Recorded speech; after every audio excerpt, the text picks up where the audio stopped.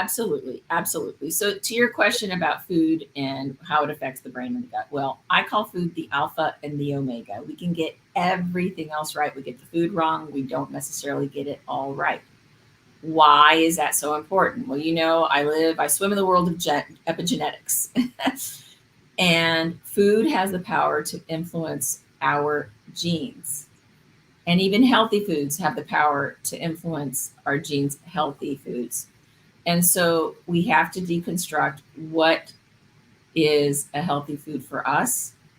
And peanut butter, which is an American staple, and peanut butter and jelly sandwiches, which is an American staple that goes, I would bet you a Weisenberger that at least 95% of every child going to school that either buys lunch or brings lunch has a peanut butter and jelly sandwich.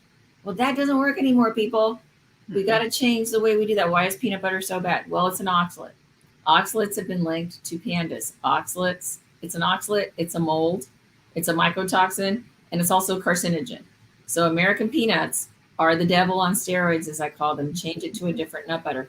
How does that affect your child? It's going to affect your child in its ability to learn, its ability to sit still, its ability to think about self-harm, ticking, either self-harm or harm to others.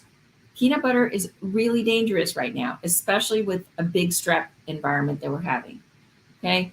That turns on all sorts of pathogens like strep candida, which then disrupts the neurotransmitters of dopamine and serotonin. It's the histamine response. We're looking at ADHD really tied to histamine. What are high histamine foods? Gosh, you guys, bananas could even be considered a high histamine, and even avocado, right? So if you have an allergy, if you're highly allergic, even bringing that banana to school may not be great. So you have to match your genetic blueprint to your current state of health. Now, it's much better to bring a banana than to bring Twizzle sticks, okay? So it's the continuum, right? Because Twizzle sticks has preservatives, which is also going to make their kids jump like Mexican, like little jumping beans in their seats. So how do we get around it? We start with getting our kids involved in how you prepare the food, how you buy the food, and even how you grow the food. When my kids were little, for the Easter bunny, we used to give them little seeds every year that they would grow and then nurture as a little sapling, as an herb, which then they would get to then plant in the summer. And then they would get to pick it, and then they'd bring it to the kitchen so that it could be used as a food source. That empowers children to be really involved in the process and also to have a much more open palate. So get the kids, this is back to nature. This also connects them to the earth. It gets them away from, the social media and the constant looking down on their phone. So it's really about starting small and starting in the kitchen and understanding, and you and I, Sarah, have spoken about this a lot, understanding what foods no longer work. And the big four disruptors is, I've said many times on your show, dirty protein, those things that carry the amyloids, the oxalate burden, which disrupts our whole neurotransmission, the sulfur burden, which now, Sarah, since last we spoke, I've linked it to impaired histamine response, to impaired salicylate response, which has a insulin response issue, and it also has a massive ADHD. So ADHD and hypoglycemia are now being linked to histamine. And sulfur, actually, there's an intersection with histamine and sulfur. So we've got to take a look at that. And then the last one is dirty fats, right? Those seed oils, the fats that we're making from the stress response. So those big four, understanding them and really being cognizant around it, can dramatically change the outcome of your mental health. Dramatically change the outcome of your mental health. I work with many kids that are ADHD, that are bipolar. I work with a lot of pandas. I just recently saw one of my graduates from Pandas. I've been working with him for a very long time. This child is now getting straight A's as a junior in high school. He's on the tennis team. He is such an authority of his body. Through the pandemic, he did not get sick once last year as a sophomore in high school, where he's being, constantly ridden with all sorts of pathogens. He is a superhero of his body, and he's like a little superhuman.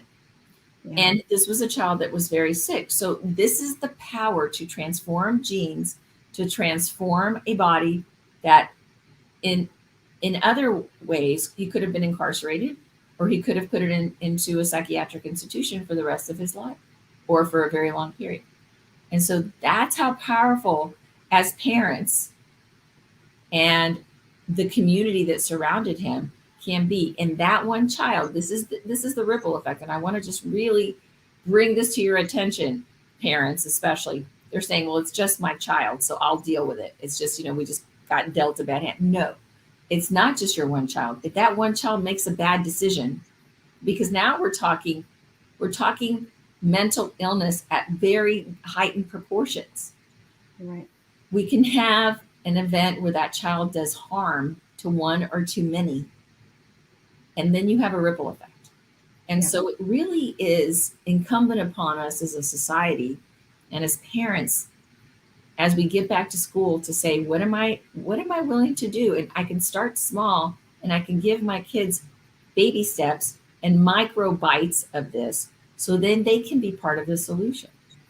But it's really, really important. Many layers to this, but it super can be done. And we also need to supplement. We can talk about supplements in a minute, but I Yeah. feel very passionate about this. One of my legacy projects with my method is to bring back our kids.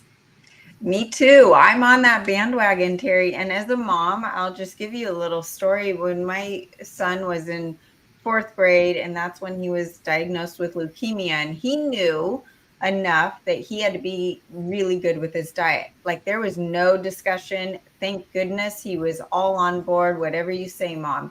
But what I learned was, okay, come in the kitchen, you make your own lunch, because then they have buy-in, right? Yes, absolutely. And he would come home and some of his lunch wouldn't be eaten. And I'd say, well, why didn't you eat it? He goes, Mom, at least I don't throw it away like every other one of my friends. They just throw their food away. And then the bullies take the little kids' food and the Skittles and the cookies and all that stuff. And so I learned my kids, all, and they're not kids anymore, they're all adults. They do my marketing, not only because it's helpful for me and I need the help, but they're learning the cost of food. They're learning where the food is in the market and where the healthy foods are. And now that two of them are off to college, they know which, going to Whole Foods and going to Sprouts and going to the good places. And they know that I don't pay for alcohol. I don't pay for fast food or junk. I will absolutely pay for out to dinner if it's organic. And I Mhm. make it a priority because if the supplements don't work if the food's wrong. That's right. And when you teach the kids from day one, and you moms of kids in elementary school, you are 1,000% in charge. They don't have the money. They're not making the money. And you know what else you're in charge of? You're in charge of this phone that you pay for. So if they're giving you a hard time, guess what goes away? That's right. And this is their life, right? So use it to your advantage when they're young and you get them in these good habits. And then you know what happens is, oh, Halloween comes around and I let my kids do whatever they want on Halloween. But the next morning, November 1st, they felt like, you know what? And I didn't have to say anything because their bodies were overreacting to the junk, and they realized that that's why mom tells me to eat the way I do. And it empowers them. And what's so crazy, and I have to just tell this quick story, is my daughter is now a freshman rowing at USC, Wow. which Very fast. has the most amazing athletic facility I've ever seen. For USC football and the programs, you can imagine all the money that's going into it. Wow. It's huge and state of the art.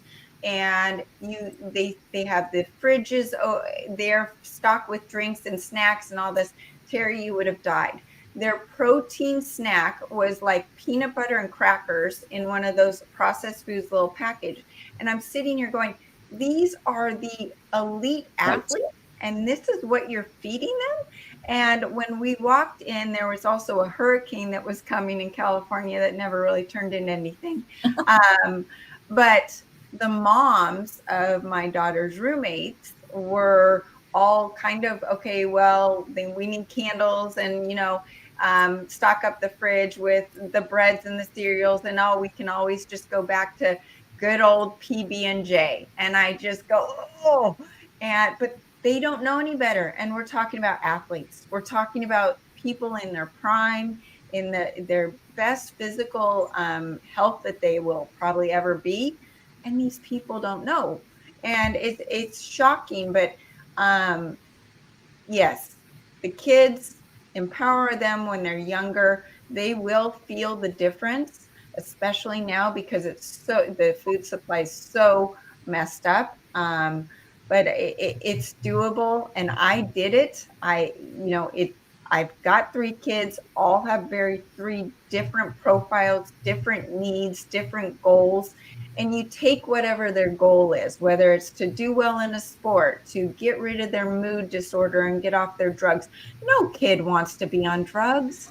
You guys, your kid does not want to be on medication, and they want to take back the power. If you told them, hey, if you eat this way, you get to feel good when you go to school. You get to be confident, right?